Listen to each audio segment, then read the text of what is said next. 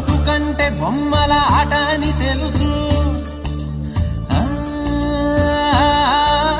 కథ అని తెలుసు, కథ అని తెలుసు, కథలన్నీ కంచికే చేరునని తెలుసు. తెలుసు తెర తొలుగుతుందని, తెలుసు తెల్లారుతుందని, తెలుసు ఈ కట్టె పుట్టుకుమంటదని, తెలుసు ఈ మట్టి మట్టిలో కలిసిపోతదని. ఎన్ని తెలిసి ఇరకాటంలో పడిపోతావు ఎందుకని? మాయా